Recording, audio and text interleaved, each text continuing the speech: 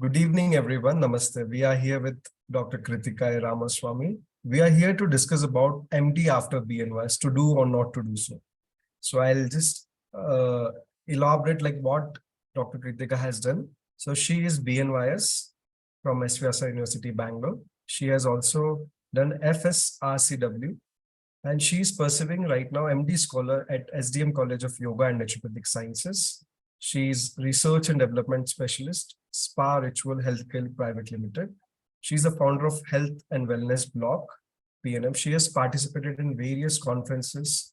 She has been the topper of all subjects in BNYS in S-VYASA University, and she is currently pursuing in SDM College of Naturopathy and Yogic Sciences, MD, and she would like to give a talk or to explain us that why MD is necessary after BNYS and what are the points we should be focused on. So thank you so much for this small introduction. I would like to welcome on our platform on your growth. Thank you. Hi, Dr. Bhavit. So first of all, thank you so much for inviting me back on OYG. I think my first appearance over here was 2-3 years ago, and I had a really good experience, and I'm happy to be back. And of course, apart from all the introduction he gave you, we've been friends for what, 6-8 years now. So apart from our professional and personal friendship as well, so happy to be back on this platform. So let us begin the session then. Let me just share my screen. Yeah, sure.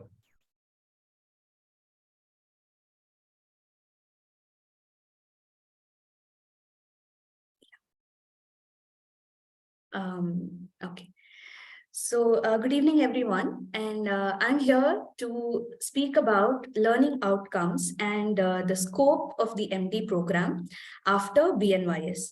So for those of you who do not know, first of all, BNYS, Bachelor of Naturopathy and Yogic Sciences, is a 5.5-year medical degree that is given in India. So this entails the study of naturopathy and yoga as a system of medicine. So now the question comes, for most people who have finished their BNYS degree, is the course MD to do or not to do? So is it necessary or not? So I cannot tell you, countless number of students, my juniors, my friends have approached me and asking this question, like, is an MD after BNYS really necessary? Because there are many courses you can pursue after your BNYS. You could either get into an MSc course, okay, Master of Science, which is a 2-year postgraduate course. It is available in clinical subjects like yoga, say psychology or nutrition and dietetics, okay. Also in certain non-clinical subjects as well. Then there are options like MPH, Masters in Public Health, that enables you to get into policy making, decision making, okay, and looking at healthcare for the masses in general. Then you have MHA, hospital administration. So there are many various postgraduate course options. Then there are short-term courses like 6-month, 1-year diploma courses. So what is the reason for you to choose an MD course, okay, a 3-year postgraduate course after your BNYS? So students are already tired after studying for 5.5 years itself, and then telling them another 3 years additionally you have to study itself is a great, psychological block generally for students. But if you really think about it, BNYS inherently is a clinical course. Okay, so the goal of BNYS is to make you a doctor. Okay, so you have to think of it in comparable terms with MBBS, okay, which is modern medicine, which is commonly, most, I would say, present in India at the current scenario. So once you are a doctor, if you want to, further get into clinical practice, then obviously improving your clinical skills would be your first priority. So in that sense, MD is again an inherently a clinical course first and foremost. Of course, it entails other things along with it, but first and foremost, MD is a clinical course, and it helps you to improve whatever the basics you have learned in BNYS. It just helps you to improve upon the same. So let's see more about what this MD course is. So to answer your question on whether to do an MD or not to do an MD, that is the goal of this session. And I'm not going to tell you, yes, do it, or no, don't do it. What I'm going to enable you to do is answer this question for yourself. Okay, so this is a process which we call informed decision making. The first step is to ask. So you need to ask people, either your friends, your seniors, ask your professors, get in touch with people from students from other colleges or professors from other colleges. So this is where, attending conferences or online sessions like these will help you out, because when you attend group sessions like this with others, people of similar mentality, you develop contacts. So you find people whom you can ask. Then you acquire all the information from all your various sources, either from contacts or from websites. Nowadays, online sources, many people are there, many websites are there, YouTube channels are there to give you information. And then you analyze whatever information you have got from your various sources, apply it based on your own experience, because you are ultimately going to be the student pursuing this course. You need to know whether this is applicable for you or not. Then you announce, okay, where you decide upon whether you're like already at the stage where you are making a decision on whether to enroll for an MD course or not. So communicate with your parents, family, and with your close friends or classmates, your professors, whomever, and then take their inputs, and finally you assess the outcome of your decision. What decision you are making is right or wrong for you. So this whole process of informed decision making, that is, you make your decision based on the data you get, reliable data, as well as your own experience. Okay, so this is what I would enable you to do. So let's learn the basics about what this MD is. First of all, MD stands for Doctor of Medicine. It comes from the Latin word medicinae, doctor. And as I said, it is a 3-year postgraduate degree. Okay. The eligibility criteria to enroll for an MD course is you should have completed your BNYS with at least 50% marks.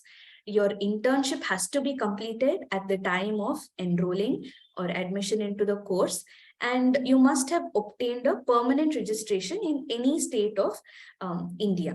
So any Indian state, the university where you have completed your BNYS has to be a recognized university or a recognized college, and you must have obtained your registration certificate.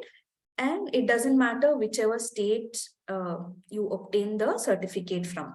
So even if you have done your BNYS in a different state, and then later you want to come into Karnataka to study under, say, RGHS University, there are options where you can get a separate eligibility certificate from the Karnataka's RGHS, where they recognize other universities of other states and give you a certificate saying that it is comparable to Karnataka's education, and so you are eligible to study under our state university. So similar mechanisms exist in all other states also.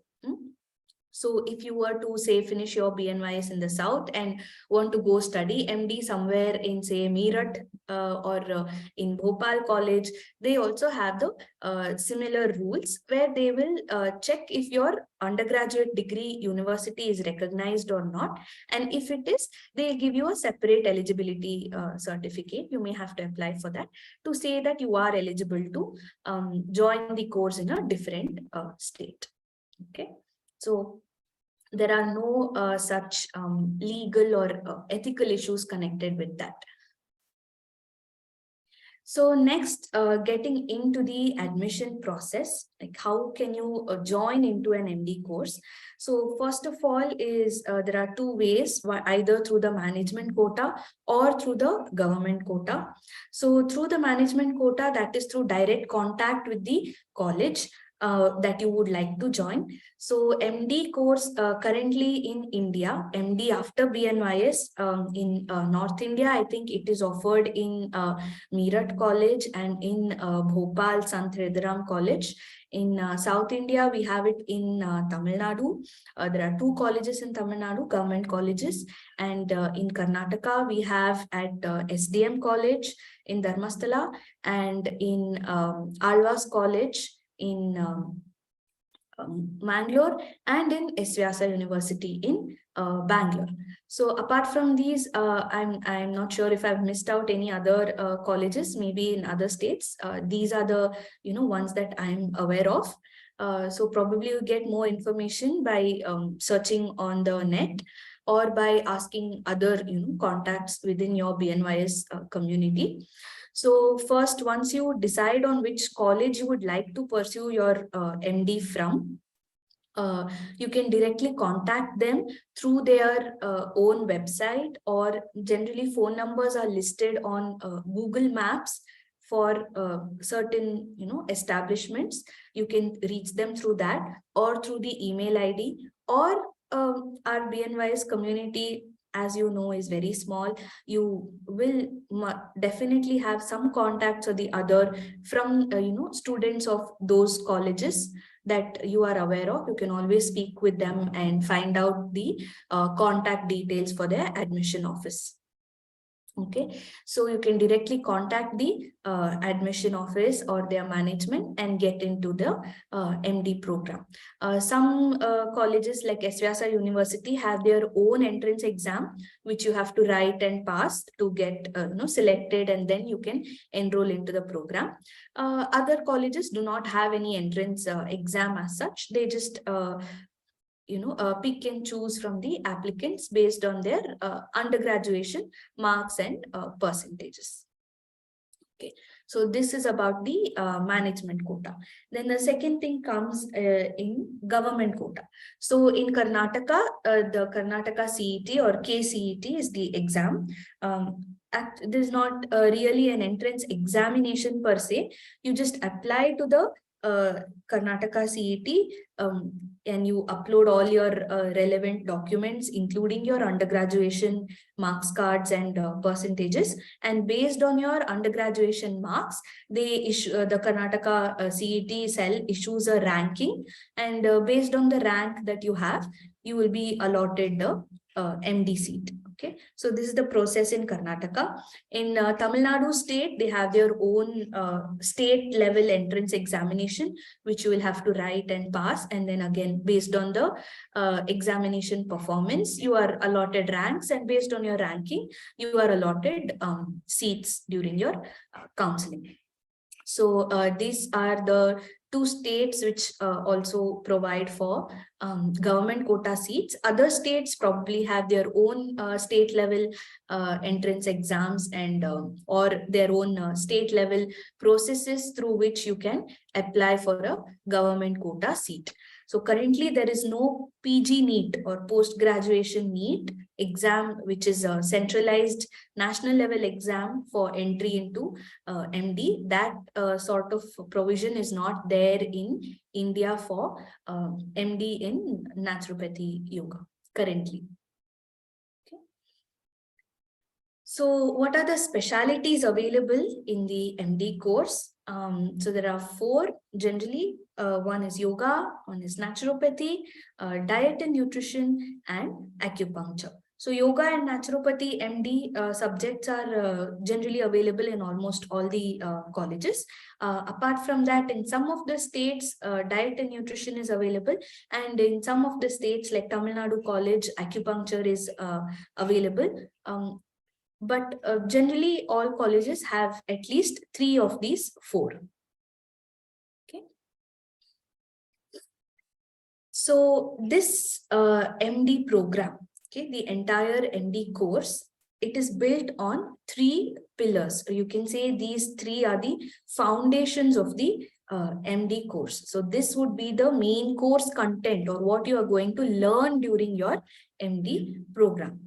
So the first thing is clinical skills. The first pillar is clinical skills. So what are the clinical skills, or how you will learn them? So since MD is a post-graduation level course, there is not much of classroom teaching. Okay, or not like a lecture method of teaching. It is more of experiential learning, where they allow you to learn on your job. They allot you certain duties or certain responsibilities that you have to take in a hospital. So most of the time the MD course happens in a teaching hospital rather than in a classroom setting. So they give you the opportunity to interact with the patients, and through that you learn and gain, develop your clinical skills, mainly through your experience. Okay, so for example, generally they give you the opportunity to sit at the OPDs, where you see the patients for consultation, or you are allowed to, or you are given the job to follow up the patients. Generally in all naturopathy hospitals or settings, patients come in and they stay for 5 days, 10 days, or 1 week. Each hospital have their own time durations. Each hospital have their own number of days, packages, whatever. Depending on wherever you are studying your course from, you are either given the chance to do the first day consultation, then follow up with the patient for the number of days that they are staying there for, give them the naturopathy yoga treatments. So you are basically their treating doctor. In some colleges, they give you complete autonomy. Like once you have learned, say 6 months into your course, they give you complete autonomy over taking care of the patients. So that's how you gain and develop your skills. Sometimes you are allowed to go for rounds along with senior doctors, so that you learn from them. That is also there when you're more junior. Like when you are starting the course, they generally ask you to go for rounds along with senior doctors, or sit for consultation along with the senior doctors, where you observe and learn. So this is where your clinical skills come into picture.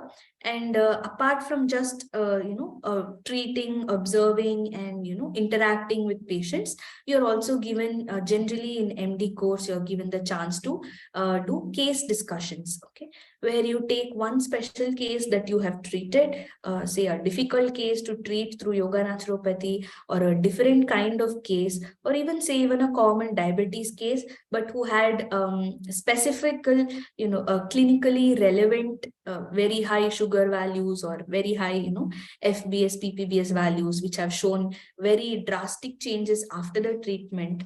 So any cases which are clinically remarkable, you are allowed to take them and present it as a case discussion. So this also helps you to study deeper into the cases and improve your clinical skills. So then the second pillar of the MD course or the MD program is medical education. Okay, so as you know, generally once you complete the MD course, you become eligible to join in as lecturers or assistant professors, or into colleges for the purpose of teaching. So nowadays in most of the naturopathy yoga colleges, you are given a dual role or responsibility, where you're also a professor as well as a clinician. So it is not enough that you only know about the clinical, as you are only a very good clinician, also important for you to learn and know how to teach the juniors, teach the next, BNYS students that are coming in, the next generation of students. So as part of medical education, like they train you to be a teacher, a good teacher. So as part of this, they have given the MD curriculum generally includes the seminars, as a part of the course. So weekly ones or monthly ones, or once in say 2 months, 3 months, the frequency differs each college to college and based on the strength of your classmates as well. You are asked to give a seminar to your own classmates. So that becomes peer group teaching. Okay, so you pick and choose topics, or you are given the topics from the your professors, and you are asked to take seminars. Okay, so this will train you in peer group teaching, where you are asked to teach your own classmates. Next, you are also given the opportunity to teach classes to the undergraduate students of your own university, wherever you are studying.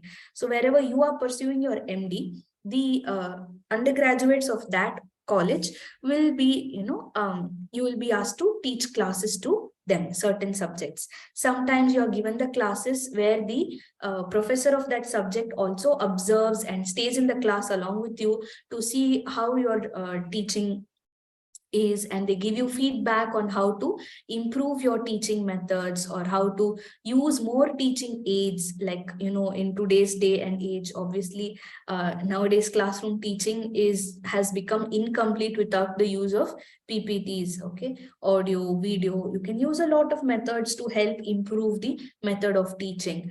And like we all know, there are various methods of teaching as well, not just the lecture method where you are standing and talking and the students are listening to you. So nowadays there is a more focus both from the national level education policies, that there need to be more interactive teaching where you enable students also to interact with you during the class. And at the level of colleges, institutions also, they are trying to implement this. So apart from direct and interactive teaching, there are project method teaching where you give projects or group discussion to the students and then enable them to learn through experience.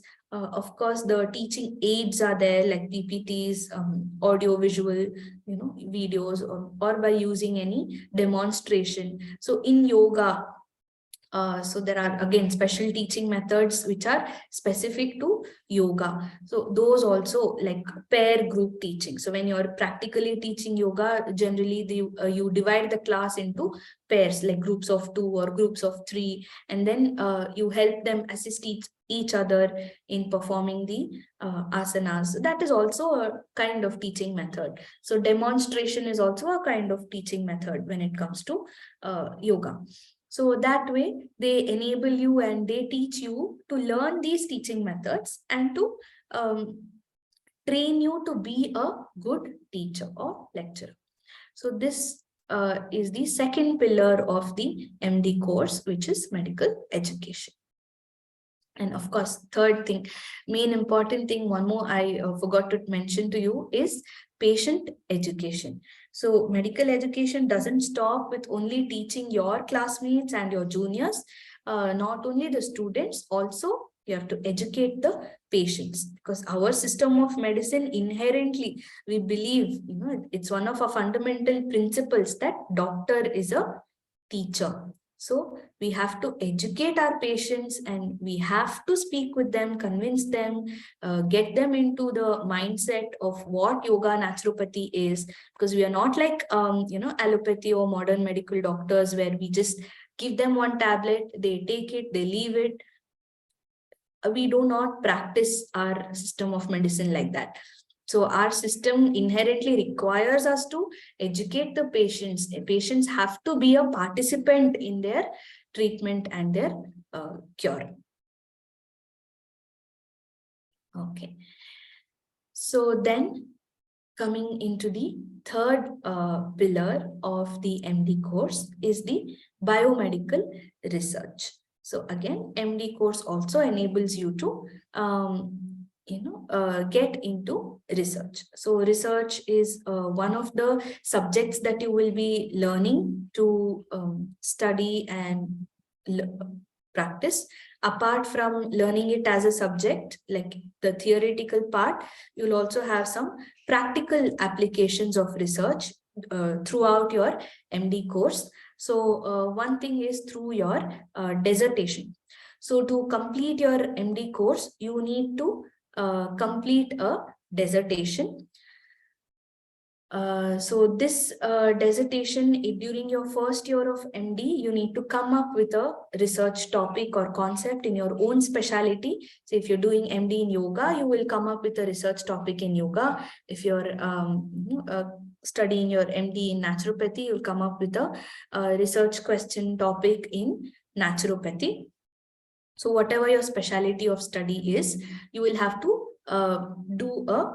come up with a topic and prepare your synopsis. So synopsis is the first draft, your plan for your research. You come up with your research design, what you are going to do, how many, like what your sample size is going to be, like, who are you going to perform the research on, what your population is going to be, whatever. The basics, your plan or your design for the whole research study, this will be the focus during your first year of MD. So you have to just come up with the plan and submit your synopsis to your university.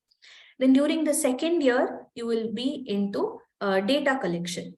Okay, so during the second year of your MD course, you will get into the hardcore, the actual doing part of the research. You will do the experiment. You will have to get into the data collection, give the intervention, collect the assessments data.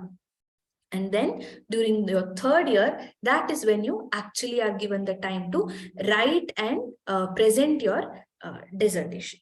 Okay, so the entire, the 3 years of MD, you are throughout the whole course, you are trained in all, aspects of research through doing your own dissertation. This is one thing. And second thing is you will have regularly journal clubs. The same way you have seminars and case discussions for your, teaching and the clinical skills, you will also have something called as a journal club where you discuss latest and newest, most interesting research that is happening in your field of study. Every week you take a, the research paper, and one of the classmates, they present the findings and the results of the research paper, and then you all get into discussion on what are the interesting findings that they have found, and what could be the future directions for research, what you could improve upon your own dissertation research by taking the learnings from the latest journals and papers. So these are the three basic pillars of the MD course. So the entire course content or the curriculum of MD revolves around these three things. First thing is improving and developing your clinical skills. Second is medical education, enabling you to be a good teacher. And third is enabling you to be a good researcher.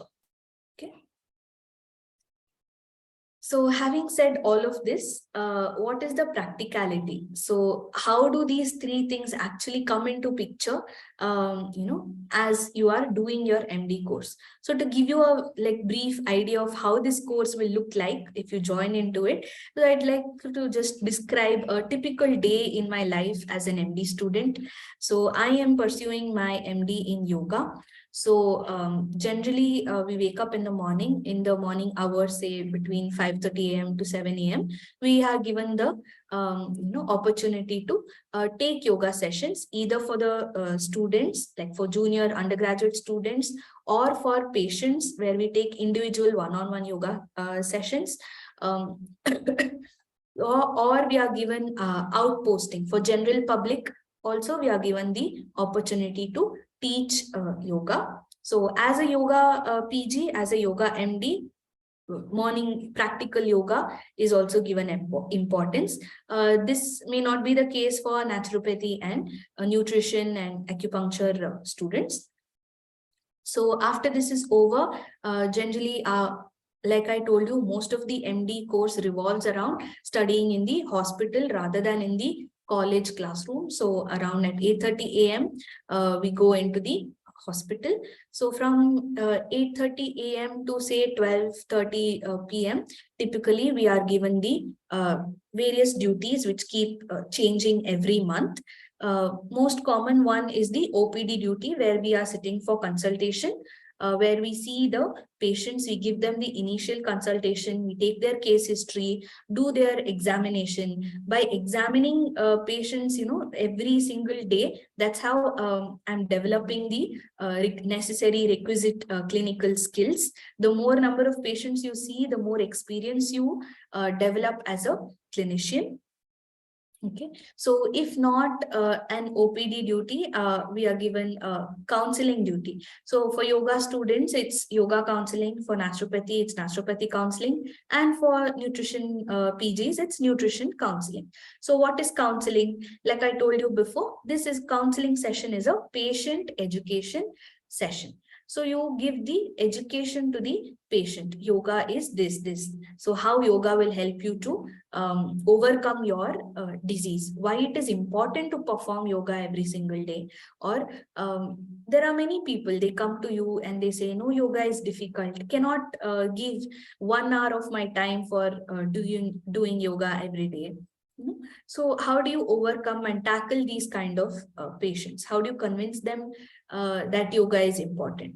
So even from the point of view of naturopathy and nutrition. So people say, no, I mean, here in the hospital, I'm able to drink juice for 10 days. I can do juice fasting, but how is it possible that I go home and still follow the same? This would be one of the major concerns for patients. Or they say that there is no temptation when they're inside a naturopathy center. There is no temptation of outside food. But once they go home, it's not the same. So how to follow the diet plans, how to create their own diet plans, what to eat, what not to eat. So patients have millions of questions.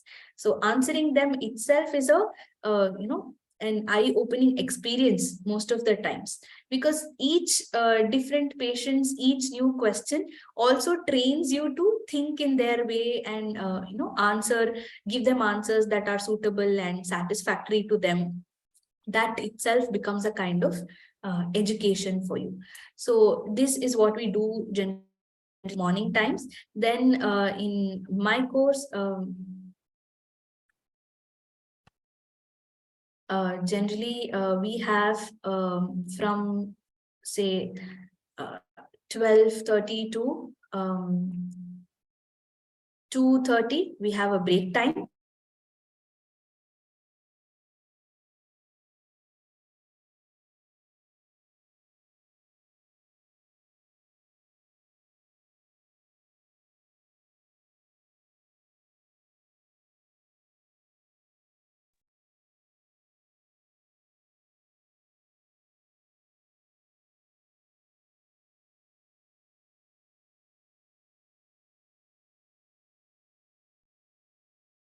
Okay. In my college, after the morning 12:30 session is over, 12:30 to 2:30, we have a break time where we go for lunch. And then we are also given the time to study. We can either study in the library or study by ourselves, prepare for our upcoming lecture sessions in the afternoon. So then in the afternoon, say 2:30 to 5 p.m., generally we have the class sessions. So classroom sessions also, like I explained to you, we have the case discussion, seminar, and journal club. So these are all sessions which are taken by us or our own classmates. So these are the sessions which we have in the afternoon days or afternoon times on say certain days of the week. And after 5 p.m., then we are done for the day generally. Sometimes evening also 6 to 7 p.m. we have some yoga sessions, or we go and monitor the yoga sessions in the hospital, or some of the nutrition PGs will come for monitoring the dinner sessions or juice sessions or evening diet sessions in the hospital. So maximum around say 7 p.m., 7:30 p.m. is when the day generally ends. So this is how a typical day in my life happens. The other actual, theoretical part of the course curriculum, which also, like, there is for yoga, there is philosophy in yoga, then clinical part of yoga, that is how to treat various diseases of yoga. Then one of the other theory subject is research. So, or to learn and to get to know the theory part of all these, we have guest lectures which are scheduled at regular time intervals. However, these are not like a everyday occurrence, okay, in my college. But certain other colleges, like as I have heard from my friends and contacts, say S-VYASA actually has daily classroom sessions for their MD students, where they cover their theory topics or the subjects on an everyday classroom basis as well. But generally, the classroom sessions do not exceed more than two hours, or maximum maybe 3 hours in a day. Rest of the time, you are present at the hospital, and it's more of an experiential learning than a classroom learning. Okay. So what do you expect to do after you complete your MD course? So if you want to study further, so what are the courses you can do after the MD? Either you get into PhD if you want to get into purely a research-based job, or there is something called as a fellowship course, okay, which is currently still not available, but definitely an option, and it is an upcoming course. So fellowship is a more super specialty clinical course. Say they are coming up with plans to come into fellowship in cardiology, fellowship in rheumatology. So how to treat cardiac diseases with only yoga and naturopathy, or treating rheumatic diseases, say OA, RA, all these with only yoga and naturopathy. So these are super specialty subjects and super specialty courses, which are also coming up in the very near future. So there is a scope for further education as well after MD. Okay. And then coming to the career options. So generally an MD course, why do people choose to do post-graduation in the first place, is to expand their options for career, right? So, and also to improve upon their skills and their ability to perform well on whatever job they're going to get into. So first option, of course, is an academic position as a teacher or lecturer in any college. Okay, so nowadays, even UGC norms say that post-graduation is necessary to become an assistant professor to teach the undergraduate students. And UGC norms are being adopted in most of the universities and colleges in India currently, even for the BNYS course. So academic positions do require a postgraduate level teacher. And next is becoming a clinician. See, of course, I mean, even after finishing BNYS, you are a doctor. And of course, even after finishing BNYS, you can be a clinician, as in you can join in as a medical officer in any of the yoga naturopathy hospitals or institutes, or even allopathy hospitals have, nowadays yoga consultants, nutrition consultants. So wherever, as a clinician, in any kind of setup, be it OPD setup or IPD setup, even as a just BNYS, just after the undergraduation, you can join in. But what is the difference between an undergraduate and a postgraduate who's completed their MD is experience and confidence. So these are the two things that you develop during your MD course. So after undergraduation, if you join in for a job, there are no backup plans for you. You cannot make any mistakes. If you do make mistakes, you are accountable. You are held responsible for the mistakes you make in the clinic. Okay, but as an MD student, you don't have that. As an MD student, you have a protection behind you because still you are a student. You are given, it's like you're given free license to make mistakes. There are senior doctors to guide you, to stay along with you, to help you, to teach you what mistakes you're making in the clinic. Okay, and you like the sheer volume of patients that you can see inside a teaching hospital is something that you can never find outside in a regular OPD setup or something like that. So the number of people, the number of patients that you see enables you to get better confidence in yourself as a clinician.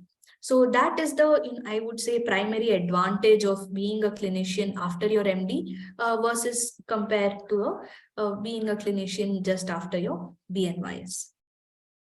Okay, and third is option getting into the wellness industry. So nowadays, even the especially after this post-COVID era, hotels and industries are changing themselves, resorts are changing themselves to include more wellness options, which is actually creating more jobs for BNYS and BAMS as well, doctors to get into the wellness industry positions, either as a consultant, as a manager of a wellness property, or as a consultant in suggesting new wellness treatments for wellness properties, as a yoga trainer, or if you've completed your PG in nutrition, as a diet consultant.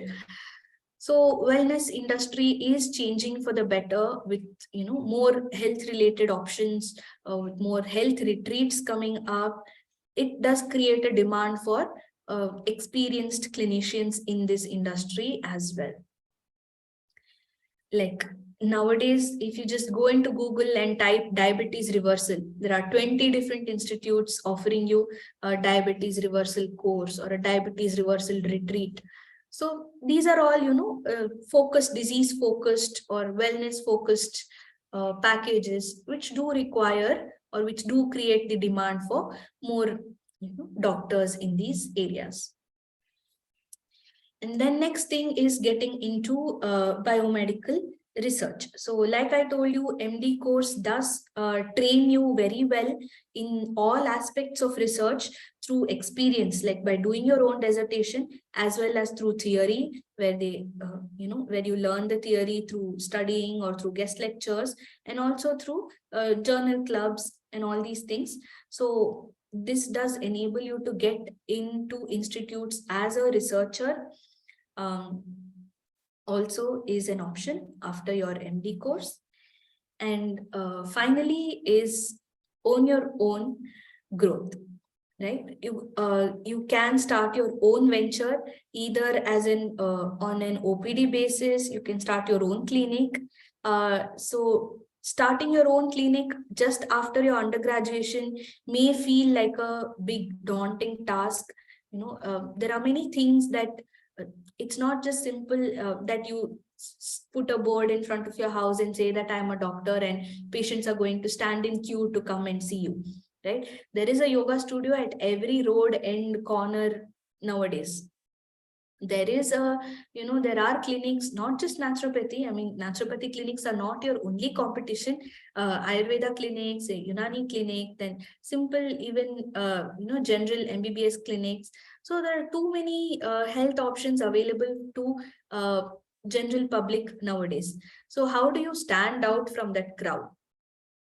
So either through your through the expertise, knowledge that you have gained by having an MD course, or also through the way you present your own services that you would be providing.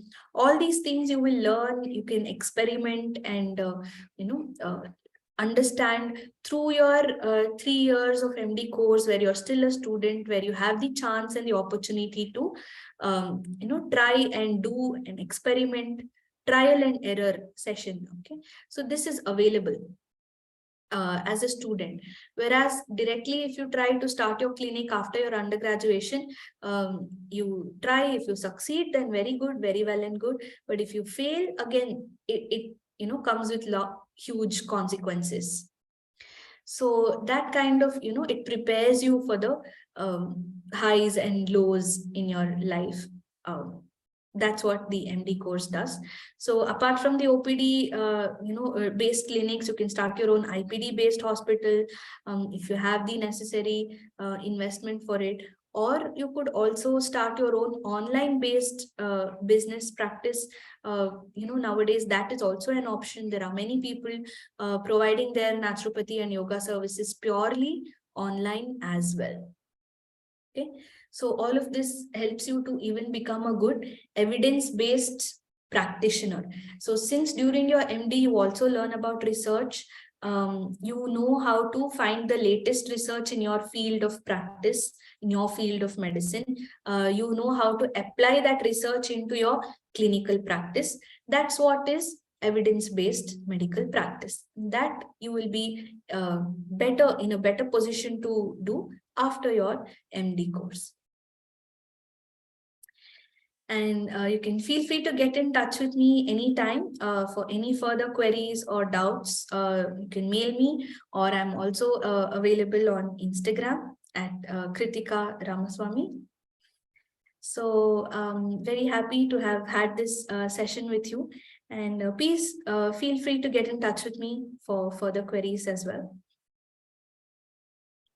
So thank you so much, Krithika, that we had a session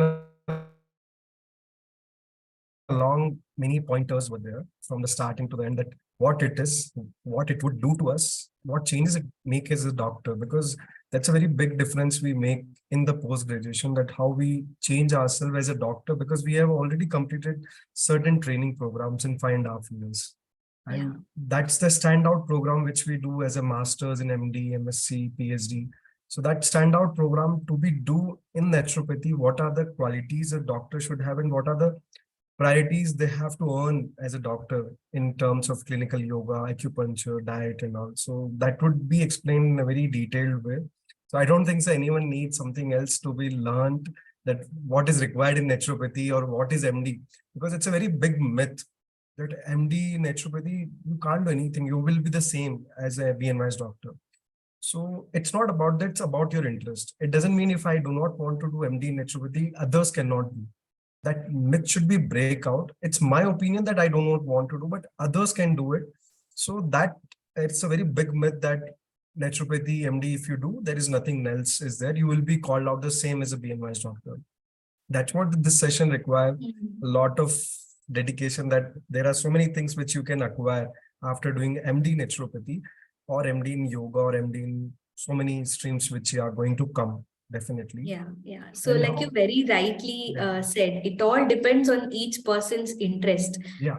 Of course, you might join the MD and 3 years later, you may come out the same as you were in UG. Then it's not that you are blaming the institution or the course. That entire blame rests only on you. So whatever course you are joining, it depends upon you, how you take the opportunity, how you make use of it. See, as a university, they can give you the platform. They are giving you the chance, like here, these are the patients. Whether you want to examine them and learn clinically is up to you. So the reason why people say that, even after MD, you are still the same, then the blame is not on the course, but on the individual. That's what I can say. Yeah, and that's how the myth should be break out, that it's depend on your interest. First, you should know what is your interest, and then you should perceive any kind of masters. It should not be like MD is not good, so I will not do MD. Nothing is there in the MD. So many things are there in the MD course, and so many doctors are doing it. It's just how you take it. And if you're doing MD also, you should be more focused, because it's a medical course. It's not just a normal non-professional degree. It's a very professional degree which belongs you to cater health sector in future. So you cannot delay yourself or just be careless in your learning part. So thanks to you that you have covered all the points, and how you have well said that what are the opportunities and you own your growth. So that's what our motto is. That's how our NGO started to give the learning, that how you can grow yourself. And she is doing her wellness blog, health and wellness blog. So you can always write to her, read about her blogs. And there are so many things. If you want, we will provide in the descriptions her email ID and the Instagram ID. But still, you have to come out with that myth that MD is just a course after BNYS, we should do it. There are so many things. You should first explore yourself, your interests, and then join the MD. So that's what this message was called out for this session. So, and my last question would be to you. That was a question that how do we differentiate in terms of learning that this institute is good, this is not good, why we are doing in this? It's a very big confusion that always we come out, no, only 3 institutes are there, I don't want to do from this, and there is no other options. That's a myth. I don't think so. You have to explore your interest and then reach out to these institutes. How do you say about these? So yeah, definitely. That's one of the very important questions actually. How do you choose which institution from where you can pursue your MD? So first of all, it depends on the availability. Okay. So accessibility also, like where you are from, where you would know which institute you would love is most close to you as a destination. That is one. Second is availability of the subject of interest. Like I said, in Karnataka, we have only MD in yoga, naturopathy, and nutrition. Whereas in Tamil Nadu, there is acupuncture. But however, in Tamil Nadu, MD is only restricted to people who are basically from Tamil Nadu. Like the residents of the state only are allowed to apply for the seat over there.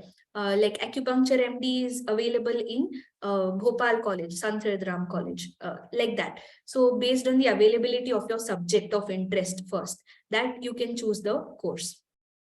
Second thing is like I told you, MD trains you for clinical practice. So you need to see which institution has the best performing hospital. So the more number of patients the institution gets, the more number of patients you can see and learn from. That is one thing. Then second thing is research. So again, doing your dissertation and your research is an important part of your course. So which institutions generally come out with large number of research publications? So the more advanced research labs means you have more access to those research instruments. You can do better performing, more publishable research studies. That is there. So it again depends on your interest. Some people want to get into the MD course to do a very good, to become very good in research. In that case, they could choose, say, S-VYASA University.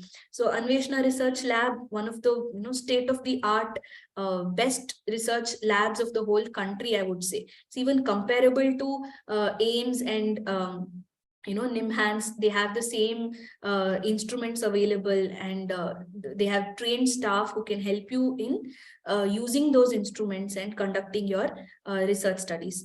SDM also has certain advanced physiological instruments that you can do. Alvas College, though, does not themselves have the instrument, but they still send you for outposting to other places where you can probably collect your data. So most of the institutions have some or other way by which you can do your study.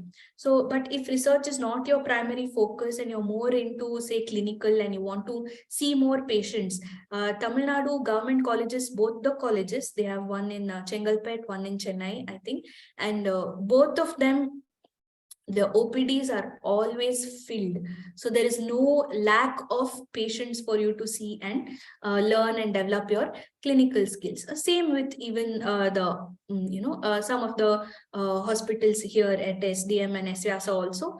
The very, very good number of clinical cases do come. So you can learn from that. Even Sant Hirdaram also has a very good hospital with a large number of people coming in. That is a thing through which you can choose.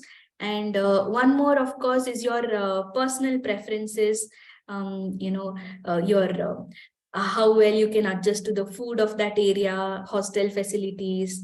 These also obviously play a role, because 3 years of your life you have to spend over there. And fourth thing could also be your outpostings, like as part of your MD program, just like your BNYS internship, even as part of your MD program, they generally send you for outposting for to other institutions where you can learn from. So at SDM currently, the first and third year we stay in our mother institution, and during the second year for a one whole year, they send us to SDM Allopathy College in Dharwad. So where we get a complete exposure to allopathy as well. So that helps us to develop our clinical skills, both in naturopathy yoga as well as in allopathy. Even S-VYASA also has options to send you to clinical postings in NIMHANS, you know about it. Then HCG, which is a tertiary care cancer hospital, Narayana Hridayalaya, which is cardiology specific hospital, and many other institutions as well, even Jayadeva. So S-VYASA has MOUs with these institutions. Alvas College, they also have the MOUs with HCG Cancer Hospital and with NITTE Educational Society. So that is also, they have an integrative medicine department in NITTE Educational Society. Alva students typically go over there for their outposting. And lots of other institutions as well. So that way, you know, you find out your desired college has MOUs and outpostings with which other universities. So as part of your course, you will also be visiting a lot of these other places. So that could also be a deciding factor. So I think these are the ones. Yeah, I think you have to unmute yourself. Yeah, so we would like to end our sessions today because we had a very long discussion in terms of why MD and how MD would change your journey as a BNYS doctor. So I would like to thank again Dr. Krithika to come on our platform and deliver such great in detail, because it needs a lot of preparation, that I know. And we have been discussion that we will do it in this way, that way, and finally it came out very good for all of you. So, and one thing we will do with this video, that below description with her details, we will put the institution details with their mail ID. So it would be easy whenever you want to go through with any institution with their work, you can go through. So that would help out to yourself to figure it out at that time if you're watching this, to which institute is good and how you can go through any institutes. So with this, thank you so much. Thank you, Krithika. Thank you. Thank you so much, Dr. Bhavik. Thank you.